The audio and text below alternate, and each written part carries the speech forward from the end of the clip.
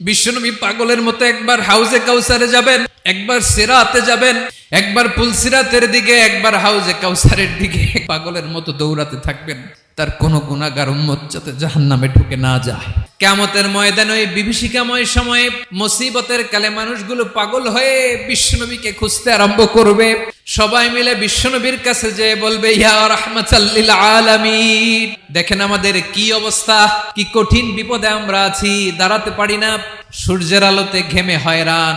বিশ্বনবী মাকামে মাহমুদে যে আল্লাহু আকবার বলে সিজদায় লুটিয়ে পড়বেন, বিশ্বনবী এমন ভাবে অজর দ্বারায় সিজদায় লুটিয়ে পড়ে কাঁদবেন, রব্বুল আলামিনের রহমতের দরিয়ায় জোশ লেগে যাবে।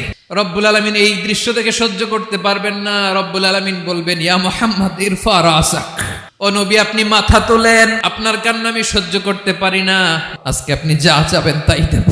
ওয়াশফা তুশাফা, যার জন্য সুপারিশ করবেন তার সুপারিশ কবুল করে নেব। নবী মাথা তুলবেন, তুলে বলবেন, রব্বি হাবলি উম্মতি, আল্লাহ তুমি আমার গুনাহগার উম্মতকে বাঁচাও। এই দুনিয়ার বুকে রব্বুল আলামিন সব নবীকে একটা করে দাওয়া মুস্তাজাবা দিয়েছেন, মানে যে দোয়া করলে কবুল হয়ে যায় সাথে সাথেই।